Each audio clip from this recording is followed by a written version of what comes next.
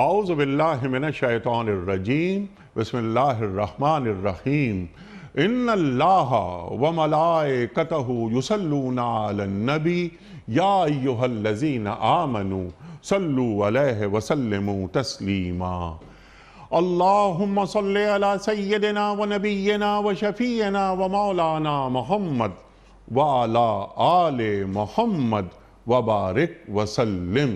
محترم خواتین و حضرات، السلام علیکم۔ پیام صبح کے ساتھ ایک بار پھر حاضر میں ہوں آپ کا میزبان انیق احمد۔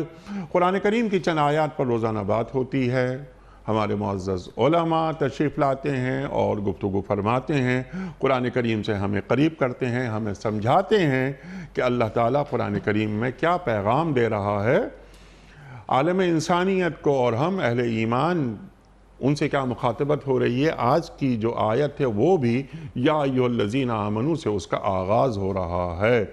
خواتین و حضرات، سورہ صف آیت نمبر 14 اس پر ہم بات کروائیں گے ایک جید عالم دین سے، اور سیکھیں گے کہ اللہ تعالیٰ کیا فرما رہا ہے اہل ایمان سے۔ اللہ تعالیٰ فرماتا ہے اہل ایمان سے کہ اللہ کے مددگار بنو، کونوا انصار اللہ، اللہ کے مددگار بنو۔ اللہ تو کسی کا محتاج نہیں، ہم سب اللہ کے محتاج ہیں، تو اللہ تعالیٰ کیوں یہ فرما رہا ہے اہل ایمان سے کہ اللہ کے مددگار بنو؟ پھر وہ کما قال عیسیٰ ابن مریم للحواریین کی بات ہو رہی ہے، جس طرح کہ عیسیٰ ابن مریم علیہ السلام نے اپنے حواریوں سے فرمایا تھا۔ تو یہ حواری کون تھے؟ حواری کے معنی کیا ہیں؟ اس کا تعلق کسی رنگ سے ہے یا کسی شعبے سے ہے؟ یہ حواری کیا ان کی تعداد 12 تھی اور یہ کسی دھوبی گھاٹ پر کام کرتے تھے؟ تاریخ کیا بتاتی ہے؟ تفاسیر میں کیا ہے؟ یہ بھی ہمیں تعلیم کریں گے آج کے معزز مہمان۔ یہاں پر حواریوں کا حوالہ کیوں دیا جا رہا ہے؟ جس طرح ان حواریوں نے مسیح علیہ السلام پر نہ ہی صرف ایمان لائے بلکہ ان کے ساتھ رہے، اذیتیں برداشت کی، مصائب برداشت کیے، لیکن ساتھ نہیں چھوڑا۔ جو مثال رسول کریم صلی اللہ علیہ وآلہ وسلم کے صحابہ، اللہ اکبر، رضوان اللہ تعالی اجمعین، انہوں نے نقش چھوڑے ہیں، کیا ان کی مثال کبھی ملتی ہے یا مل سکتی ہے؟ تو اللہ تعالیٰ یہاں حواریوں کو، جو کہ مسیح ابن مریم علیہ السلام سے وابستہ تھے، قریب تھے، تعداد ان کی 12 تھی، انہیں مثال کیوں بنا رہا ہے؟ تقلید کے لیے؟ یہ بھی ہم پوچھیں گے اپنے معزز مہمان سے۔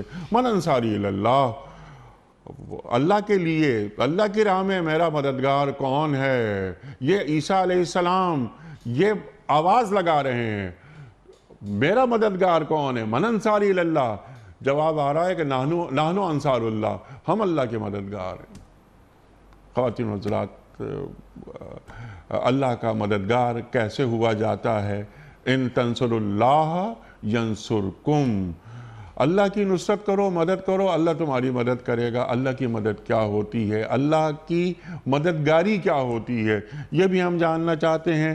پھر بنی اسرائیل کے ایک گروہ نے تو ایمان قبول کیا، دوسرے گروہ نے انکار کیا، اور پھر اللہ تعالیٰ نے ایمان لانے والوں کو دشمنان دین یعنی دشمنان مسیح علیہ السلام پر غلبہ عطا فرمایا۔ خواتین و حضرات، بہت ساری باتیں اس ذیل میں آئیں گی۔ ایک سوال ہم یہ بھی رکھیں گے، شاید یہ بڑا سوال ہوگا کہ اس آیت کی روشنی میں اہل ایمان اور ہمارے جو مسیحی بھائی ہیں ان کا کردار کیا ہونا چاہیے؟ کیونکہ تمام کتابیں، جو آسمانی کتابیں سوائے قرآن کے، سب میں تحریف ہو گئی۔ اب جو بات مانی جائے گی قیامت تک وہ صرف قرآن کے بارے میں مانی جائے گی، کہ کوئی حرف تو کیا، کوئی نقطہ بھی تبدیل نہیں ہوا، کیونکہ قرآن کی حفاظت کا وعدہ اللہ تعالیٰ نے کیا ہے۔ تشریف فرما ہے لاہور میں ہمارے معزز مہمان محترم ڈاکٹر محمد حماد لکھوی صاحب۔ ڈاکٹر صاحب، میں آپ کا بڑا ممنون، ہمیشہ کی طرح شکر گزار، آپ تشریف لاتے ہیں، ہمیں تعلیم کرتے ہیں، علمی کمی کو دور فرما دیتے ہیں۔ ڈاکٹر صاحب پڑھاتے ہیں پنجاب یونیورسٹی میں، ڈین ہیں، الحمدللہ پوری زندگی قلم اور کتاب کی مزدوری میں ایک مشن سمجھ کے آپ نے یہ کام کیا. اللہ تعالی ہمارے علماء کو سلامت رکھے. ڈاکٹر محمد حماد لکھوی صاحب کو خوش آمدید کہتے ہوئے پروگرام کا آغاز اللہ تعالیٰ کے بابرکت نام سے سورہ صف آیت نمبر 14. اعوذ باللہ من الشیطان الرجیم. بسم اللہ الرحمن الرحیم.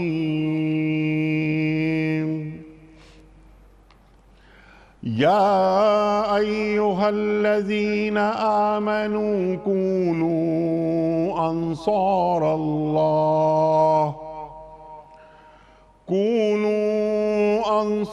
اللہ کما قال عیسی ابن مریم للحواریین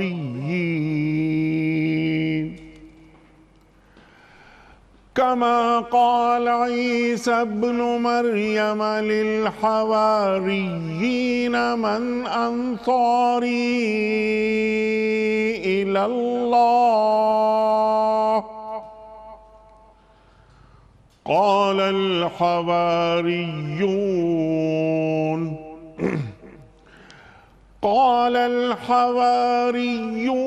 نحن أنصار الله فآمنت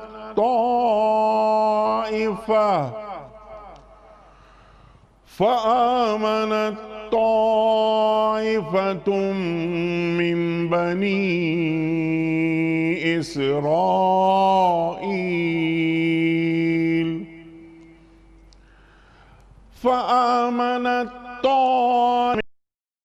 من بني إسرائيل وكفرت طائفة فأيدنا الذين آمنوا على عدوهم فأصبحوا ظاهرين. صدق اللہ العظیم. اے لوگو جو ایمان لائے ہو اللہ کے مددگار بنو جس طرح عیسیٰ ابن مریم علیہ السلام نے حواریوں کو خطاب کر کے کہا تھا کون ہے اللہ کی طرف بلانے میں میرا مددگار، اور حواریوں نے جواب دیا تھا کہ ہم ہیں اللہ کے مددگار. اس وقت بنی اسرائیل کا ایک گروہ ایمان لایا اور دوسرے گروہ نے انکار کیا. پھر ہم نے ایمان لانے والوں کی ان کے دشمنوں کے مقابلے میں تائید کی اور وہی غالب ہو کر رہے. صدق اللہ العظیم. خواتین و حضرات، محترم ڈاکٹر محمد حماد لکھوی صاحب کی خدمت میں اس سے پہلے کہ ہم آج کے پروگرام کے حوالے سے پہلا سوال کریں، کل کے پوچھے گئے سوال کا درست جواب اور آج کا سوال آپ کی خدمت میں. کل کا سوال یہ تھا کہ پہلی وحی میں کل کتنی آیات تھیں؟ درست جواب 5. آج کا سوال نوٹ فرما لیجئے. آخری وحی کی آیات قرآن کریم کی کس صورت میں ہیں؟ آخری وحی کی آیات قرآن کریم کی کس صورت میں ہیں؟ سورہ بقرہ میں یا سورہ واقعہ میں یا سورہ فتح میں؟ جو درست جواب آپ سمجھتے ہوں روانہ فرمائیے. ہمارے فون نمبرز ہیں 0092213452709. ہمارا دوسرا فون نمبر ہے 009221343009080.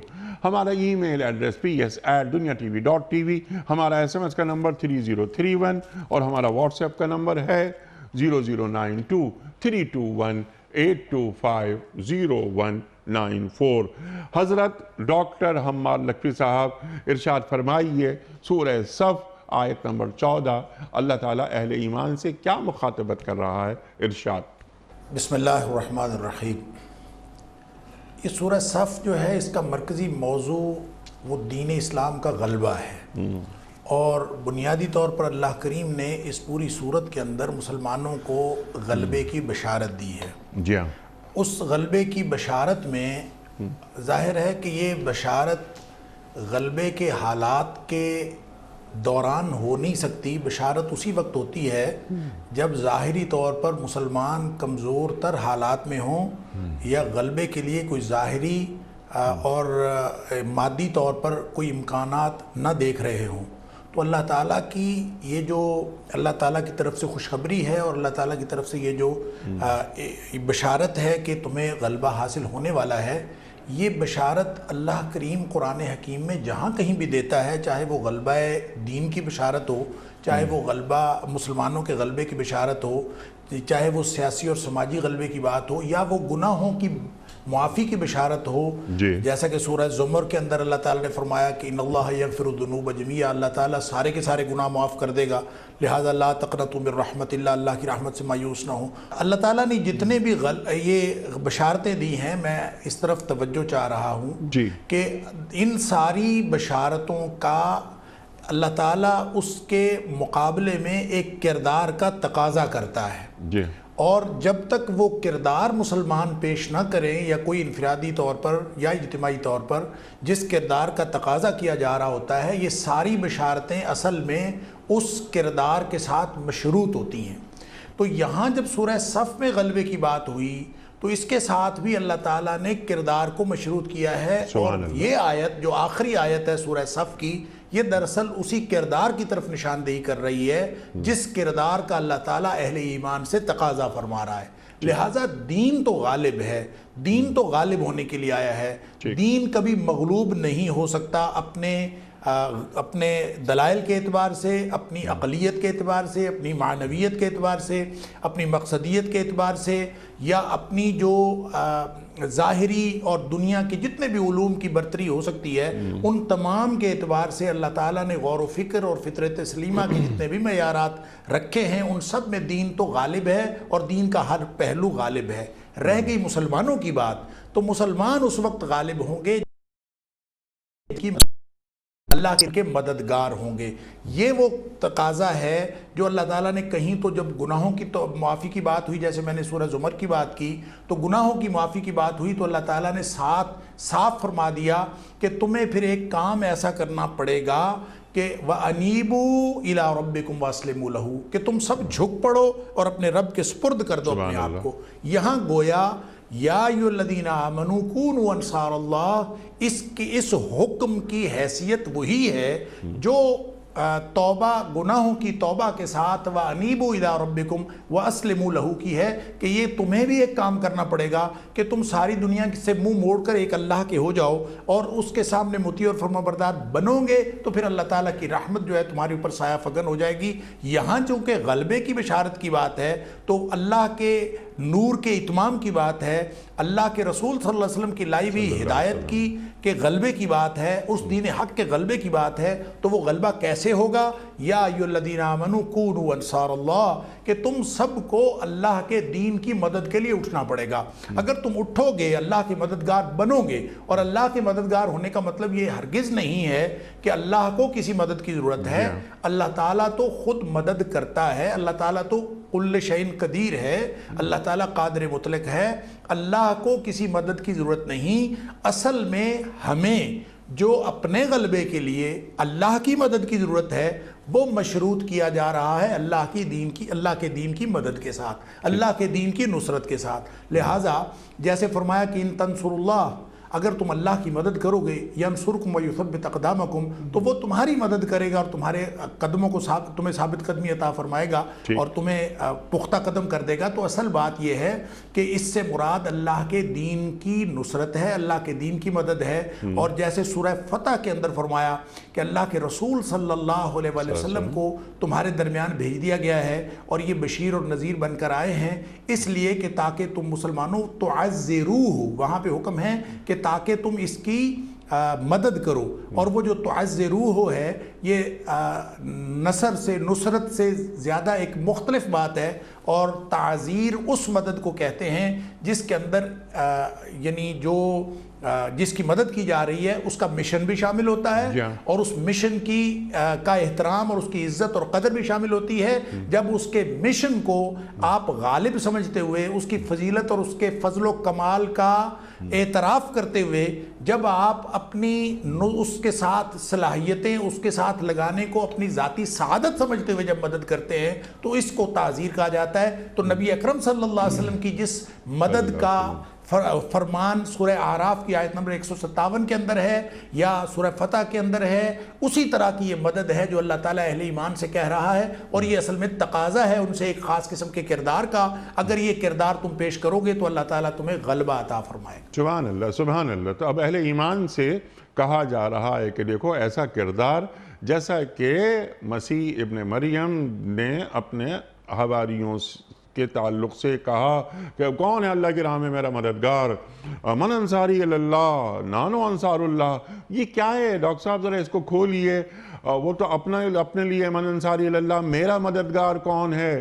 جب حواری کچھ اور کہہ رہے ہیں کہ نہیں، نانو انصار اللہ، ہم ہیں اللہ کے مددگار۔ تو دونوں میں کیا فرق ہے؟ یہ حواری کون تھے؟ ان کی تعداد کیا تھی؟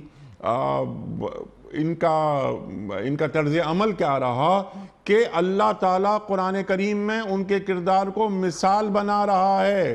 ارشاد۔ جیسے میں نے پہلے عرض کیا کہ غلبے کی بشارت مسلمانوں کی کمزوری کے حالات کی نشاندہی از خود کرتی ہے کہ جب مسلمان ظاہری حالات میں کمزور تر کیفیت میں ہوں، کمزور تر حالات میں ہوں، تو اسی دور میں غلبے کی بشارت کی ضرورت پڑتی ہے اور کامیابی کی بشارت کی ضرورت پڑتی ہے، اور اللہ تعالیٰ مسلمانوں کو ذہنی طور پر، عملی طور پر تقویت عطا فرما اپنے یعنی اللہ تعالیٰ تمہیں غلبے کی بشارت بھی دے رہا ہے، اپنے نور کے اتمام کی بشارت بھی دے رہا ہے۔ رہ گئی بات کہ حضرت عیسیٰ علیہ السلام اور ان کے حواریوں کا تذکرہ کیوں ہے، تو یہ دراصل کمزوری کے اعتبار سے اور ظاہری اور سیاسی اور گروہی طور پر اس چھوٹے سے گروہ کی نشاندہی ہے جو حالات کے اعتبار سے اس سے بھی زیادہ کمزور تھا، جس طرح کی کمزوری مسلمانوں کو درپیش تھی غزوہ احد کے بعد یا پھر مکہ سے مدینہ ہجرت کرنے کے فوراً بعد، جو مسلمانوں کو جس طرح کے حالات کا سامنا تھا، جس طرح کے دشمن کا سامنا تھا کہ ایک بڑا دشمن مکے میں چھوڑ کر آئے تھے اور پھر کچھ دشمن وہاں پہ قبائل پیدا ہو گئے تھے، اور پھر ساری دنیا جو ہے وہ امڑ پڑی غزوہ احزاب کے موقع پر، سارا عرب اکٹھا ہو کے آ گیا مسلمانوں کو تاخت و تاراج کرنے کے لیے۔ تو مسلمانوں کی کمزوری تو گویا بہت ہی کم تھی، اس کمزوری کے مقابلے میں جب حضرت عیسیٰ علیہ السلام کو تنہا اس وقت کے بنی اسرائیلیوں نے، جو بعد میں یہودی کہلائے اور وہ گروپ علیحدہ ہو گیا، جن کی ہدایت کے لیے اللہ تعالیٰ نے عیسیٰ علیہ السلام کو بھیجا تھا، وہ سارے دشمن ہو گئے۔ حضرت عیسیٰ علیہ السلام کی جان کے دشمن تھے۔ عیسیٰ علیہ السلام کو یہ بھی معلوم تھا کہ انہوں نے یعقوب علیہ السلام کو، انہوں نے یحییٰ علیہ السلام کو قتل کر دیا۔ جنہوں نے یحییٰ علیہ السلام کو قتل کیا صرف اور صرف ایک رئیس کے کہنے پر، اور اس رئیس نے بھی کسی فاحشہ عورت کی خواہش پوری کرنے کے لیے حضرت یحییٰ علیہ السلام کو قتل کر دیا۔ تو ایسے صورتحال میں جس میں نبی کے لیے ظاہری طور پر کوئی بچاؤ کا اور تحفظ کا اور پروٹیکشن کا سامان نہیں تھا اور کمزوری کی یہ صورتحال تھی، تو انہوں نے حواریوں کو آواز دی کہ من انصاری اللہ، کہ اللہ کے معاملے میں اس مشن کے اندر، جو مشن اللہ نے مجھے دے کر بھیجا ہے، اس مشن میں میرا کون مددگار ہوگا۔ رہ گئے یہ حواری، تو یہ کون تھے، اس کے بارے میں مختلف روایات ہیں، اور جو بات زیادہ درست محسوس ہوتی ہے وہ یہ کہ بحیرہ طبریہ، جو اس وقت حضرت عیسیٰ علیہ السلام کے جس علاقے میں حضرت عیسیٰ علیہ السلام تھے یعنی فلسطین میں، اور یہ اس کے قریب ہی وہ بحیرہ طبریہ ہے، اور بحیرہ طبریہ کے ارد گرد کچھ بستیاں تھیں، کہتے ہیں کہ وہ حواریوں کی تھی۔ حواری لفظ حور سے ہے، ہا واو را، اس کا معنی سفید رنگ یا سفیدی ہوتی ہے، اسی سے سفید کپڑے بھی مراد لیے جاتے ہیں۔ اسی بنیاد پر ان کو دھوبی بھی کہا جاتا ہے کہ یہ لوگ اصل میں کپڑے دھونے کا کام کرتے تھے، اور یہ بحیرہ طبریہ کے کنارے کے اوپر ان کی بستیاں تھیں۔ اور حضرت عیسیٰ علیہ السلام نے جب یہودیوں کی اور بنی اسرائیلیوں کی اس سازش کو دیکھا کہ یہ تو نبیوں کو قتل کر دیتے ہیں اور میرے بھی قتل کے درپے ہیں، اور یہ کہیں پورے اس مشن کو خراب نہ کر دیں، تو انہوں نے جا کے حواریوں سے بات کی کہ تم اللہ کی طرف آنے میں، اللہ کی طرف بلانے میں، اللہ کے اس دیے ہوئے مشن میں تم میرے مددگار بن سکتے ہو۔ تو حواریوں نے کہا کہ نحن انصار اللہ۔ انہوں نے وہ خوشخبریاں، انہوں نے وہ دنیا اور آخرت کی کامیابی کا وہ راز جو حضرت عیسیٰ علیہ السلام عام دعوت میں ہر نبی دیتے کہ وہ دعوت ان کو دی اور حواریوں نے وہ دعوت قبول کر لی، اور جو تاریخ میں آتا ہے کہ 12 حواری بہت مشہور ہوئے، تو تھی تو بستی لیکن ان کے گویا سرکردہ افراد کی، اور وہ ساتھی جو ہیں وہ حضرت عیسیٰ علیہ السلام کے ساتھ جو ملے وہ ان کی تعداد 12 قرار دی گئی ہے۔ دراصل لفظ حواری عربی زبان میں جہاں سے بھی آیا، اس کے اندر ایک شدید قسم کی بہادری اور انتہا درجے کی شجاعت کی عکاسی کی جاتی ہے کہ جو آدمی حالات کی جتنی مرضی شدت ہو پھر بھی وہ اللہ کی دین کی مدد کے لیے یا کسی مشن کے لیے اٹھ کھڑا ہو تو اس کو حواری کہا جاتا ہے۔ اس کا استعمال حدیث کے اندر بھی اس طرح سے ہوا کہ نبی اکرم صلی اللہ علیہ وسلم نے غزوہ احزاب میں اس رات جب شدید سردی تھی اور مسلمان جو ہیں وہ اپنے یہ کفار کے محاصرے سے بھی تھک چکے تھے، بھوکے بھی تھے، انتہا درجے کے مشکل حالات تھے، اور اس رات نبی اکرم صلی اللہ علیہ وسلم نے ارشاد فرمایا کہ صحابہ کرام میں سے کون ہے جو جا کے کفار کی خبر لائے؟ کوئی نہیں اٹھا، ہر ایک کے حالات جو ہیں وہ اچھے نہیں تھے، سب بھوک کے مارے ہوئے، تھکاوٹ کے مارے ہوئے، اور ایک اکیلا حضرت زبیر بن عوام رضی اللہ تعالیٰ عنہ اٹھے، انہوں نے کہا اللہ کے رسول صلی اللہ علیہ وسلم میں جانے کے لیے تیار ہوں۔ نبی اکرم صلی اللہ علیہ وسلم نے دوبارہ پھر پوچھا، پھر اکیلے زبیر بن عوام کی آواز آئی، تیسری دفعہ نبی کریم صلی اللہ علیہ وسلم نے پھر پوچھا تو پھر زبیر بن عوام رضی اللہ تعالیٰ عنہ کی آواز آئی، پھر نبی کریم صلی اللہ علیہ وسلم اس موقع پر یہ فرمایا تھا کہ ہر نبی کا کوئی نہ کوئی حواری ہوتا ہے، اور میری امت میں اگر کوئی حواری ہے تو وہ زبیر ہے۔ گویا ایک بہادری کی علامت، اور جو مشن کے لیے اٹھ کھڑا ہو، اپنی ساری صلاحیتیں اپنی جان کی پرواہ کیے بغیر لگا دے۔ اب یہ ہے وہ حوالہ جو مسلمانوں کو اور صحابہ کرام کو دیا جا رہا ہے، اور نبی اکرم صلی اللہ علیہ وسلم کی امت میں رہتی دنیا تک یہ حوالہ دیا جا رہا ہے کہ جس طرح حواریوں نے اپنی ظاہری طور پر غلبہ نہ ہونے کے باوجود، اپنے میں ہونے کے باوجود، کمزور بستی میں ہونے کے باوجود، انہوں نے حضرت عیسیٰ علیہ السلام کے ساتھ اٹھ کھڑے ہو کے اس مشن میں ساتھ لگ جانے کا وعدہ کر لیا۔ تم جب تک اللہ کے دین کے اس طرح سے مددگار نہیں بنو گے تو وہ غلبے کی بشارت کبھی پوری نہیں ہوگی جو اللہ کریم نے اس صورت کے اندر اور دیگر مقامات پر ارشاد فرمائی۔ سبحان اللہ۔ تو گویا حواریوں کو ایک لائق تقلید جو مثال ہے اس شکل میں پیش کیا جا رہا ہے صحابہ کے سامنے کہ بنی اسرائیل کے علماء نے تو تکذیب کر دی حضرت مسیح علیہ السلام کی۔ تو جب آپ باہر نکلتے ہیں اور آپ آتے ہیں اور یہ جو چند دھوبی گھاٹ پر اپنا کام کر رہے ہیں، کپڑے دھو رہے ہیں، تو آپ فرماتے ہیں تو کہ آپ آؤ تم میرے ساتھ چلو، اور وہ ان کے ساتھ چلے اور اس مشن میں ساتھ دیا۔ تو یہ جو بات کی جا رہی ہے اور اہل ایمان سے مخاطبت ہو رہی ہے، تو کیا یہ بتایا جا رہا ہے صحابہ اکرام کو اور وہاں سے لے کے آج تک کہ اللہ کے نبی کی نصرت کرنا ہے، اللہ کی نصرت کرنا ہے اس طرح جس طرح اللہ تعالیٰ کے رسول مسیح علیہ السلام کے حواریوں نے کی؟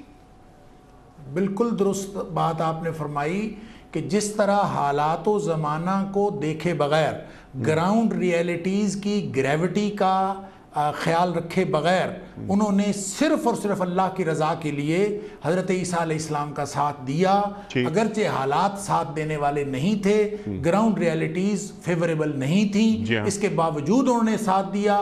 بعین ہی مسلمانوں کو بھی حالات جیسے مرضی ہوں، اللہ کے رسول صلی اللہ علیہ وسلم کے دین کا علم لے کے، اس جھنڈے کو لے کے بلند کرنے کے لیے کھڑا ہونا پڑے گا۔ اگر یہ کردار لے کے اٹھیں گے تو پھر اللہ تعالیٰ غلبہ عطا فرمائے گا۔ ٹھیک ہے۔ اچھا ڈاکٹر صاحب، اب میں یہاں پر ایک سوال رکھ رہا ہوں آپ کی خدمت میں تاکہ میں سیکھوں آپ سے۔ ایک سوال ذہن میں آتا ہے، یہ حواری حضرت مسیح علیہ السلام کے ساتھ 12 کل تعداد جیسے آپ نے بات فرمائی، ہم یہ دیکھتے ہیں اور جو پڑھتے ہیں ہم حیران رہ جاتے ہیں کہ سرکار دو عالم صلی اللہ علیہ وآلہ وسلم کے ساتھ جو صحابہ اکرام رضوان اللہ تعالی اجمعین، ہمارے پاس حضرت خبیب، حضرت بلال، حضرت عمار یاسر، یعنی کیسے لوگ زندگیاں قربان کر دینے والے اور آہد آہد آہد کے نعرے لگا دینے والے، ہر حال میں ثابت قدمی کے ساتھ رہے، زندگیاں قربان کر دیں۔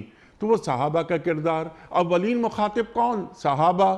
تو صحابہ کو یہ بتایا جا رہا ہے کہ جس طرح حواریوں نے مسیح علیہ السلام کا ساتھ دیا تھا تو اس طرح تم بھی ساتھ دینا، اپنے رسول کی تکذیب نہیں کرنا۔ بنی اسرائیل نے اپنے رسول کی تکذیب کی تھی، تو یہ اس میں کیا نکتہ ہے ڈاکٹر صاحب؟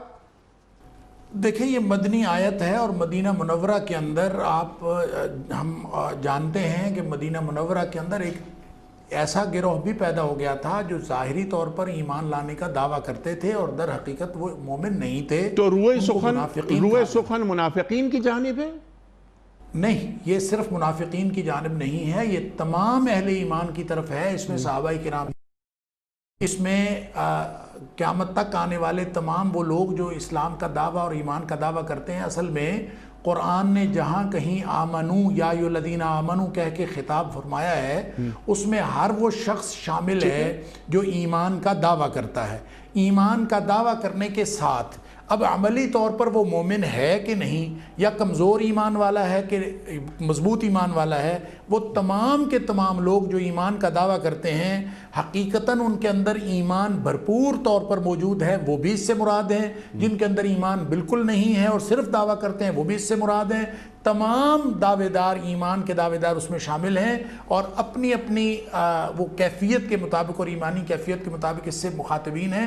حضرات صحابہ کرام جو بھی اس کے مخاطبین ہیں، تو یہ ایک تسلسل ہے کردار کا۔ جس طرح سے حضرت ابراہیم علیہ السلام کا حوالہ نبی اکرم صلی اللہ علیہ وسلم پر رحمت کی دعا کے ساتھ دیا جا رہا ہے، اسی طرح صحابہ کرام کو نبی اکرم صلی اللہ علیہ وسلم کا ساتھ دینے کے لیے جب آپ کو کہا جا رہا ہے تو حواریوں کا، حضرت عیسیٰ علیہ السلام کے حواریوں کا حوالہ دیا جا رہا ہے، اور پھر رہتی دنیا تک کے لیے فَإِنْ آمَنُوا بِمِثْلِ مَا آمَنْتُمْ بِهِ فَقَدِ اهْتَدَوْا، صحابہ کرام کو رہتی دنیا تک کے لیے حوالہ بنا دیا کہ اب قیامت تک کسی نے اگر کوئی ایمان لانا ہے تو وہ صحابہ کرام جیسا ایمان لائے گا تو پھر ہدایت یافتہ ہوں گے۔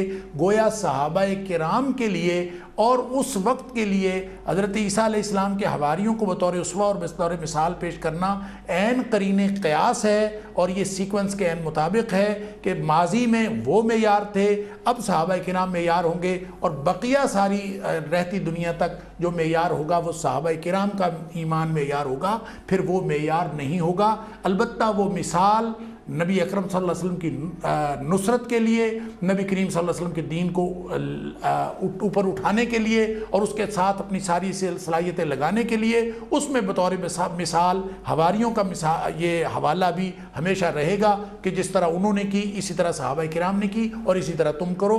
گویا یہ سیکوینس ہے کہ واقعات کا جو رہتی دنیا تک کے لیے ایک مثال ہے۔ سبحان اللہ، سبحان اللہ، بالکل بات واضح کر دی کہ یہ حواریوں کا کردار وہ اس زمانے کے لیے مثال تھا، لیکن رہتی دنیا تک صحابہ کرام رضوان اللہ تعالی اجمعین کا کردار روشن مثال رہے گا۔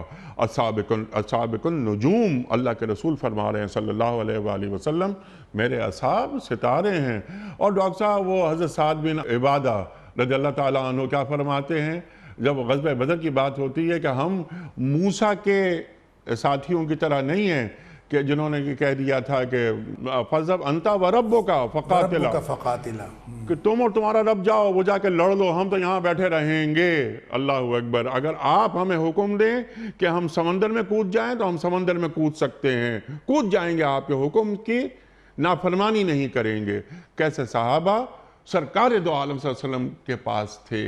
تو آپ نے کیا بہترین بات فرمائی کہ قیامت تک اب جو مثال ہوگی وہ صحابہ کرام کی مثال ہوگی۔ صرف صحابہ کرام نہیں بلکہ اس سے بھی بات آگے بڑھا کے یہ کہنا چاہیے کہ قرآن نے صحابہ کرام کے جو پیچھے چلنے والے ہیں نیکی کے رستے پر، ان کو بھی بطور مثال سبحان اللہ۔ لیکن کیونکہ یہاں پر نبی کے ساتھیوں کا ذکر ہو رہا ہے نا، تو اس کے بعد رضی اللہ عنہ ورضوا عنہ، ان سے اللہ راضی اور اللہ سے یہ راضی۔ اللہ اکبر، اللہ اکبر۔ اچھا ڈاکٹر صاحب، اب ذرا سا اور آگے بڑھتے ہیں۔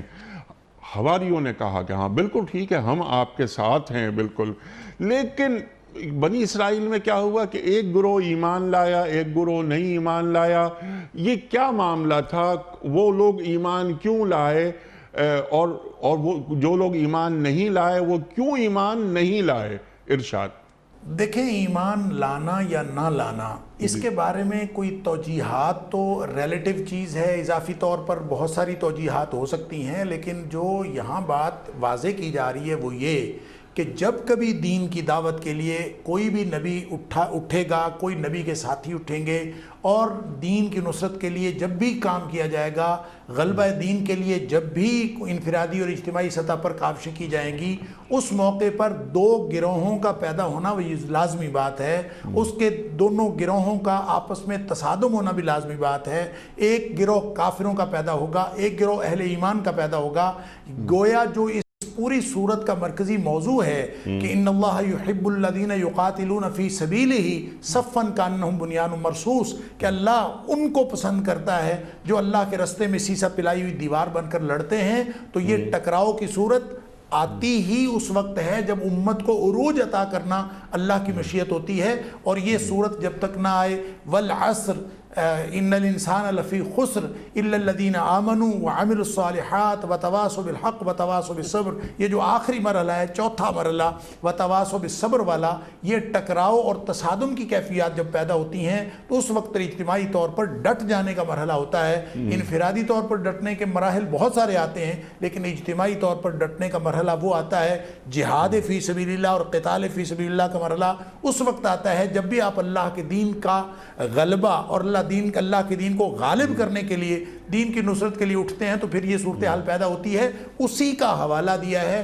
گویا بنیادی طور پر تو اہل ایمان کو، صحابہ کرام کو یہ بتانا مقصود ہے، اور پوری امت کو یہ بتانا مقصود ہے کہ یہ کوئی نہ سمجھے کہ یہ اس رستے پر، دین کے رستے پر چلتے ہوئے اور دین کی نصرت کے معاملے میں، اللہ کے رسول صلی اللہ علیہ وسلم کی نصرت کے معاملے میں اور اللہ کے مددگار اور انصاری بننے کے معاملے میں ہم کوئی کمفرٹیبل سچویشن کے اندر، کمپرومائزنگ سچویشن کے اندر اور ہم زندگی گزار لیں گے، ایسا کبھی نہیں ہوگا۔ یہاں تصادم پیدا ہوگا، یہاں ٹکراؤ پیدا ہوگا، قتال کی صورت پیدا ہوگی اور دو گروہ ہو جائیں گے، اور اس تصادم اور ٹکراؤ کے لیے تیار کرنا مقصود ہے۔ اور جیسے وہ کہا، غالباً اقبال کا ہی شعر ہے کہ یہ شہادت گہے الفت میں قدم رکھنا ہے، لوگ آسانا، تو یہ کوئی آسانی کی بات نہیں ہے۔ اب اسلام کا نام لیا ہے، دین کی نصرت کی بات کی ہے، تو اب اس کے لیے تیار ہونا پڑے گا، اور اس کے لیے قتال اور اس طرح کا جو تصادم ہے اس کو سامنا کرنا پڑے گا۔ جو بھی قربانی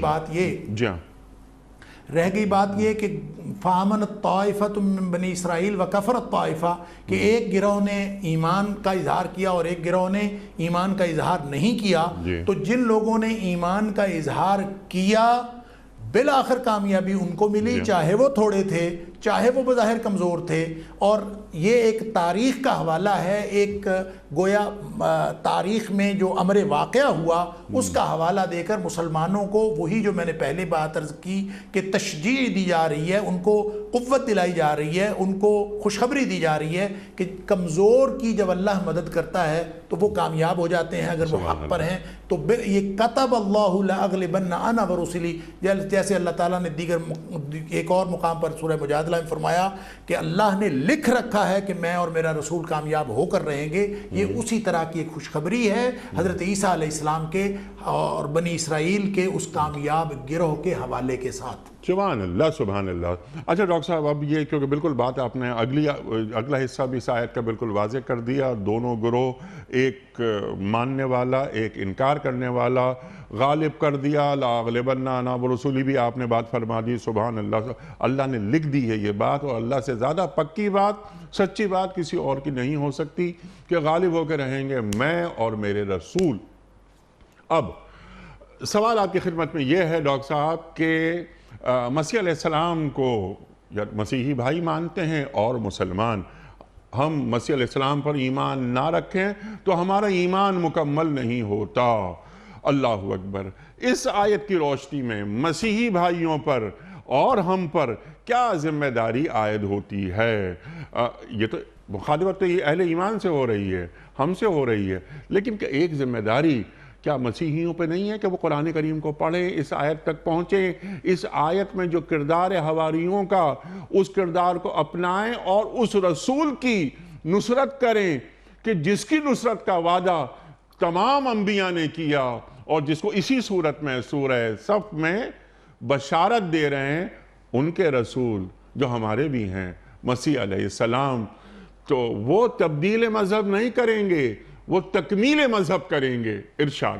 دیکھیں، حضرت عیسیٰ علیہ السلام کا نبی اکرم صلی اللہ علیہ وسلم کی امت کے ساتھ کئی طرح سے بہت ہی گہرا تعلق ہے، جی ہاں، اور عیسیٰ علیہ السلام اس اعتبار سے بھی کہ نبی اکرم صلی اللہ علیہ وآلہ وسلم سے پہلے جو آخری نبی ہیں وہ حضرت عیسیٰ علیہ السلام ہیں۔ جی ویسے تو قرآن یہ ہمیں تعلیم دیتا ہے کہ حضرت آدم علیہ السلام سے لے کر نبی اکرم صلی اللہ علیہ وسلم تک جو تمام انبیاء کرام ہیں یہ رسول ہونے کے اعتبار سے اور نبی ہونے کے اعتبار سے سب مقام و مرتبہ میں برابر ہیں۔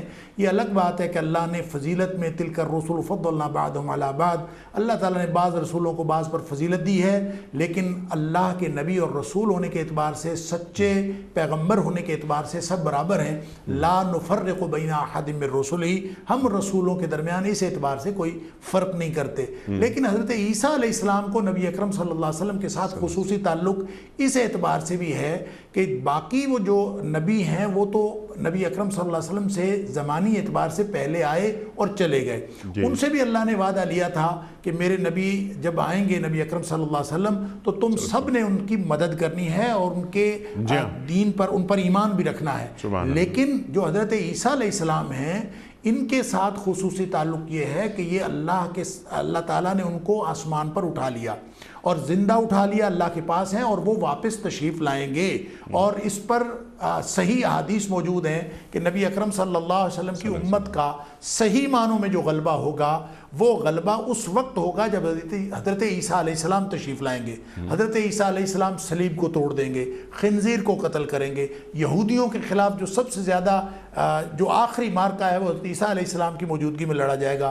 دجال کے خلاف بھی جو فیصلہ کن مارکہ ہوگا وہ حضرت عیسیٰ علیہ السلام کی موجودگی میں لڑا جائے گا۔ حضرت عیسیٰ علیہ السلام جب تشریف لائیں گے تو وہ نبی اکرم صلی اللہ علیہ وسلم کے امتی کی حیثیت سے آئیں گے، لہٰذا اس میں جو مسیحی بھائی ہیں ان کے جو حضرت عیسیٰ علیہ السلام کے حوالے سے اپنی نسبت بتاتے ہیں ان سب کو ایک اتنا بڑا پیغام ہے کہ حضرت عیسیٰ علیہ السلام بھی نبی اکرم صلی اللہ علیہ وسلم کے امتی کی حیثیت سے آئیں گے اور پھر اللہ کے دین کا غلبہ ہوگا۔ لہٰذا تم اگر اپنی نسبت حضرت عیسیٰ علیہ السلام کے ساتھ رکھتے ہو تو اس نسبت کا تقاضا یہ ہے کہ جس نبی کی امت کو کامیابی دلانے کے لیے اور غلبے اور بشارت کی علامت کے طور پر حضرت عیسیٰ علیہ السلام تشریف لائیں گے، تمہیں اگر نسبت، سچی نسبت حضرت عیسیٰ علیہ السلام کے ساتھ ہے تو تمہیں بھی اسی دین کے لیے اٹھ کھڑا ہونا پڑے گا اور اس غلبے اور بشارت کے اندر تمہیں اپنا حصہ وصول کرنا ہوگا۔ اگر تم ایمان لے آؤ گے، اگر تم ایمان نہیں لاؤ گے تو پھر یہ جو دو گروہ ہیں، ایک ایمان لانے والوں کا گروہ ہے جس نے کامیاب ہونا ہے اور دوسرا کافروں کا گروہ ہے۔ تم نے خود انتخاب کرنا ہے کہ تم نے کافروں کے گروہ میں رہنا ہے یا ایمان لانے والوں کے گروہ میں شامل ہونا ہے۔ سبحان اللہ، سبحان اللہ۔ اب اس مقصد کی تکمیل کیسے ہوگی؟ لائے عمل کیسا بنایا جائے کہ مسلمان اور یہ ہمارے مسیحی بھائی قربت ان کے مابین ہو، مکالمہ ہو، اور قرآن کریم ان تک پہنچایا جائے، انہیں بتایا جائے، اس کے لیے کوئی صورت ڈاکٹر صاحب جو آپ کے ذہن میں ہو؟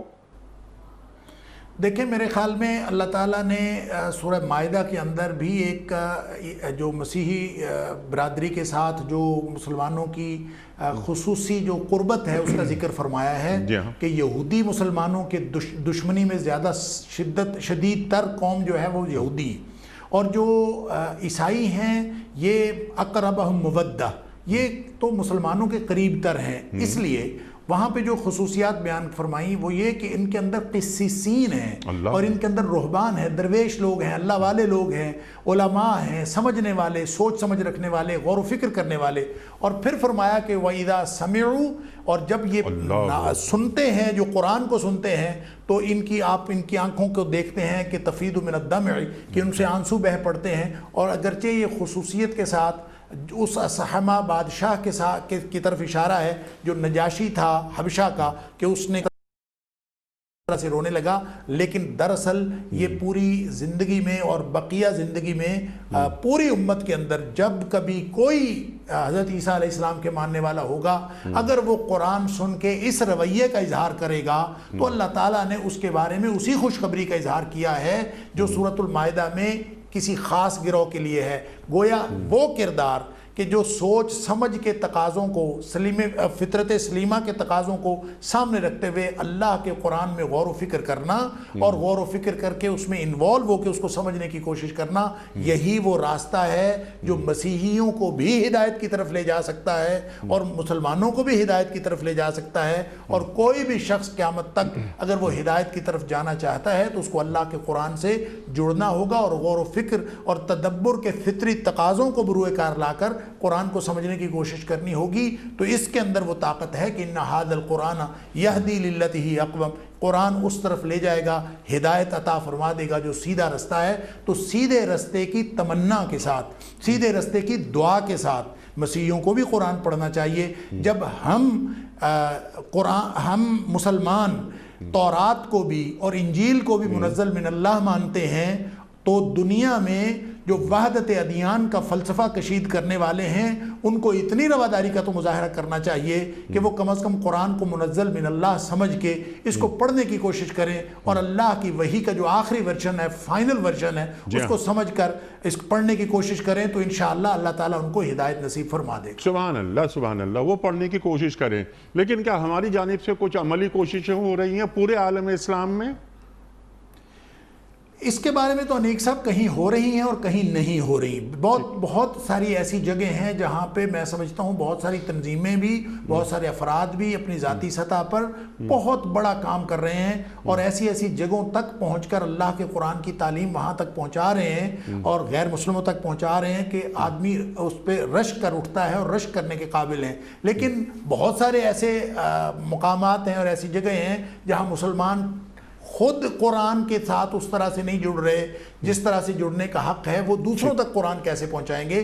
لہٰذا یہ کوئی حتمی بات نہیں ہے کہ ہو رہا ہے، یا یہ بھی حتمی بات نہیں ہے کہ نہیں ہو رہا، کہیں پہ ہو رہا ہے اور کہیں پہ نہیں ہو رہا، لیکن وہ مؤثر کردار جو ساری سرگرمیوں کو مربوط کر کے ملت کی سطح پر ساری دنیا پر اللہ کے دین کو غلبے کی کوشش کرنے والا کردار ہے، وہ کردار بہرحال مفقود ہے۔ اس کے لیے انفرادی طور پر بھی لوگوں کو اٹھنا ہوگا، حکمرانوں کو بھی اپنا کردار ادا کرنا ہوگا اور جو مختلف مسلمانوں کی تنظیمیں ہیں ان کو بھی کردار ادا کرنا ہوگا۔ جی ہاں ڈاکٹر صاحب، جو سننے میں آتا ہے، پڑھنے میں آتا ہے، وہ یہ کہ ہمارے جو مسیحی بھائی ہیں، کیونکہ فوکس ہمارا ابھی غیر مسلموں پہ نہیں صرف مسیحیوں پر ہے، مسلمان ہوتے ہیں، کنورٹ ہوتے ہیں یا ریورٹ ہوتے ہیں، کچھ بھی کہہ لیجئے، تو یہ قرآن کریم کو پڑھ کر ہوتے ہیں۔ جب بھی ان سے بات کی جائے تو وہ کہیں قرآن کریم کو پڑھا ہم نے، اور پھر جب پڑھا تو ہمارے اندر ایک روشنی پیدا ہوئی اور ہم نے اسلام قبول کیا۔ فرانس میں بہت تیزی سے اسلام پھیل رہا ہے، مغرب میں پھیل رہا ہے، وغیرہ وغیرہ۔ میرا سوال آپ کی خدمت میں یہ تھا کہ یہ تو وہ خود کر رہے ہیں، یہ کام خود پڑھ رہے ہیں اور خود اسلام سے مغلوب ہو رہے ہیں، اسلام کو اپنے اندر اتار رہے ہیں، لیکن یہ جو ذمہ داری ہے ہماری کہ ہم جا کر ان کو انہی کی زبان میں قرآن کریم پڑھا دیں، انہیں سورہ مریم پڑھا دیں، انہیں بتائیں کہ ہمارے پاس، ہمارے دین کے پاس، ہمارے قرآن کے پاس تمہاری جو مقدس شخصیات ہیں ان کا مقام کتنا بلند ہے، اتنا بلند ہے کہ جتنا تمہاری کتابوں میں بھی نہیں ہے۔ تو ڈائلاگ ہونا چاہیے، قربت ہونی چاہیے، اور جیسے آپ نے فرمایا اور آپ نے حوالہ دیا قرآن کریم کا کہ قرآن کریم بھی یہ فرما رہا ہے کہ مسیحیوں کو تم اپنے سے زیادہ قریب پاؤ گے۔ یہ راتوں کو اٹھتے ہیں، یہ قسیسین ہے، یہ رہبان ہے، یہ قرآن کریم کی آیات پڑھی جاتی ہیں، ان کے سامنے تو یہ آنسو بہاتے ہیں، اللہ اکبر۔ تو یہاں سے عمل کیوں نہیں ہو رہا؟ عالم اسلام میں کچھ لوگ ایسے ضرور ہونے چاہیے جو ان سے مکالمہ کریں، ان تک اپنی بات پہنچائیں، کم از کم قرآن کریم کے تراجم پہنچا دیں ان کی اپنی زبان میں۔ ڈاکٹر صاحب دیکھیں، قرآن حکیم کا ترجمہ جو ہے وہ تقریباً دنیا کی ہر زبان میں ہو چکا ہے، اور وہ ظاہر ہے اس کے مقاصد جن لوگوں نے ترجمے کیے، جو بڑے بڑے پبلشنگ کے ادارے ہیں اور مسلمانوں کے پھر دعوتی ادارے بھی بہت سارے کام کر رہے ہیں اس سلسلے میں، اور خاص طور پر جو وہ کرسچنز جو ایسے افریقی ممالک کے اندر، دور دراز ممالک کے اندر رہتے ہیں، وہاں بھی لوگ پہنچتے ہیں۔ یہ بات تو ٹھیک ہے کہ بہت، جیسے میں نے پہلے عرض کیا کہ بہت سارا کام ہو بھی رہا ہے اور بہت ساری جگہوں پہ نہیں ہو رہا۔ جس طرف آپ اشارہ کر رہے ہیں وہ یہ ہے کہ ہم بطور مسلمان، بطور ملت اسلامیہ. ہم اصل میں جب دین کے غلبے کو اپنی ترجیح بنائیں گے تو پھر ساری صلاحیتوں کا اور ساری سرگرمیوں کا رخ اس طرف ہوگا کہ ہم نے اللہ کے دین کے غلبے کی کوشش کرنی ہے. پھر مسیحی بھائیوں کو قریب کرنے کے لیے میں تو یہ سمجھتا ہوں کہ آپ دوسرے ملکوں میں جانے کی ضرورت نہیں ہے. آپ پاکستان کے اندر جتنے مسیحی بھائی رہتے ہیں اور جتنے بھی لوگ ہیں، کیا ہم نے ان کو قرآن سنایا؟ کیا ہم نے ان کی سوشل سیٹلمنٹ کا ایسا بندوبست کیا؟ آپ جا کے دیکھیں، یہاں لاہور کے اندر ایک ایسے ادارے ہیں کہ جو مسلمان، جو سابقہ عیسائی جو مسلمان ہوئے ہیں، وہ رو رو کے آپ کو یہ بتاتے ہیں کہ ہمیں کاش کہ اس سے پہلے یہ معلوم ہو جاتا کہ یہ اللہ کا قرآن اور یہ دعوت جو ہم تک پہنچی اس سے پہلے پہنچ جاتی. اور وہ رو رو کے ہمیں بتاتے ہیں، اور اب وہ پوری زندگی اس پر لگائے ہوئے ہیں کہ وہ اپنے عیسائی بھائیوں بہنوں تک وہ اللہ کا دین پہنچاتے ہیں، اور پھر اس سے بہت زیادہ لوگ کنورٹ ہو رہے ہیں اور اسلام قبول کر رہے ہیں. میں یہ سمجھتا ہوں کہ پاکستان کے مسلمان اگر مسیحی بھائیوں کے ساتھ وہ قربت کا اور وہ تعلیم پہنچانے کا اور اللہ کا قرآن ان تک پہنچانے کا بندوبست کرتے جو تقاضا تھا مسلمانوں کے اجتماعی کردار نصیب فرما دیتا اور یہ سارے کے سارے مسلمان ہوتے تھے. ہم نے تو یہاں بھی وہ پوری طرح سے کردار ادا نہیں کیا. ہم تو یہ کہہ کے کہ یہ عیسائی ہیں، ہم یہ سمجھتے ہیں کہ یہ عیسائی شاید یہ کوئی اور ہیں اور ہم کوئی اور ہیں. ہم اپنا فرض یہ نہیں سمجھتے. دین کو ترجیح بنائیں گے اور ترجیح اول بنائیں گے تو پھر ہمیں مسیحی بھائیوں سے بھی قربت کرنے کا خیال آئے گا کہ ہم اللہ کے دین کے غلبے کے لیے ان کو اپنے پاس کریں تاکہ اللہ کے دین کی ہدایت کی روشنی ان تک بھی پہنچ سکے. سبحان اللہ، سبحان اللہ. یا ایھا الرسول بلغ ما انزل الیک من ربک. جو اللہ تعالیٰ نے رسول پہ نازل کیا اس کا ابلاغ کرنے کی بات کہہ رہا ہے اللہ تعالیٰ. تو ختم نبوت تو ہو گئی، کار نبوت باقی ہے. تو جیسے ڈاکٹر صاحب آپ نے فرمایا کہ یہ کام ہم سب کا ہے، ہم سب کا، کہ ہم امتی ہیں اللہ کے رسول صلی اللہ علیہ وآلہ وسلم کے، کہ ہم اللہ کے اس پیغام کو، آخری پیغام کو پہنچا دے وہاں تک جہاں تک نہیں پہنچا. پھر ہدایت دینا نہ دینا یہ اللہ کا کام ہے. انک لا تہدی من احببت ولکن اللہ یہدی من یشاء. ڈاکٹر صاحب میں آپ کا بڑا ممنون ہوں، بڑا شکر گزار ہوں. آپ تشریف لائے اور آپ نے کیا گفتگو عطا فرمائی. سبحان اللہ، سبحان اللہ. اور اللہ آپ کو جزا دے. خواتین و حضرات، اہل ایمان سے مخاطبت ہو رہی ہے. اللہ فرما رہا ہے کہ اللہ کے مددگار بنو، جیسا کہ مسیح علیہ السلام کے حواری مددگار تھے. کیسے مدد کی جاتی ہے اللہ کی زمین پر اللہ کے نظام کو نافذ کرنا، غلبہ دین، جیسے ڈاکٹر صاحب نے تفصیلاً بات عطا فرمائی. اور جو اللہ کے کام میں لگ جاتا ہے اللہ اس کے کام میں لگ جاتا ہے، پھر اللہ تعالیٰ غلبہ عطا فرما دیتا ہے. ان تنصر اللہ ینصرکم. اللہ کی مدد کرو وہ تمہاری مدد کرے گا. خواتین و حضرات، واقعہ مکمل ہوا. بہت ساری باتیں مزید ہو سکتی ہیں لیکن وقت محدود ہے. کوئز. کل کا سوال یہ تھا کہ پہلی وحی میں کل کتنی آیات تھیں؟ درست جواب 5 آیات. آج کا سوال نوٹ فرما لیجئے. آخری وحی کی آیات قرآن کریم کی کس صورت میں ہیں؟ آخری وحی کی آیات قرآن کریم کی کس صورت میں ہیں؟ سورہ بقرہ میں یا سورہ واقعہ میں یا سورہ فتح میں؟ جو درست جواب آپ سمجھتے ہوں روانہ فرمائیے. ہمارے فون نمبرز ہیں 0092213452709. ہمارا دوسرا فون نمبر ہے 0092213430098. ہمارا ای میل ایڈریس ps@dunyatv.tv.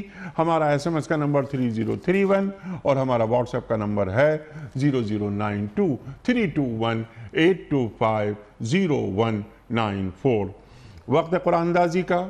کراچی میں کوئی مہمان نہیں تو یہ ذمہ داری بلکہ یہ خوشگوار فریضہ میں ادا کرتا ہوں. نوید آفتاب احمد صاحب اسلام آباد سے. نوید آفتاب احمد اسلام آباد سے آپ کی خدمت میں دنیا ٹی وی کی جانب سے دینی کتب پر مشتمل یہ گفٹ ہیمپر آپ کے گھر بذریعہ کوریئر روانہ کیا جا رہا ہے. آپ کو بہت بہت مبارک ہو.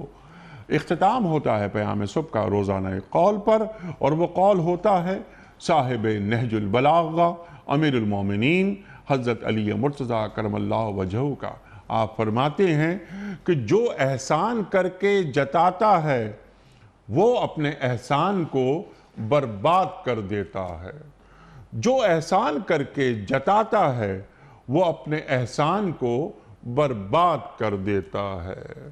اللہ اکبر۔ اپنے میزبان انیق احمد کو کل تک کے لیے اجازت دیجیے۔ خدا حافظ۔ پروردگار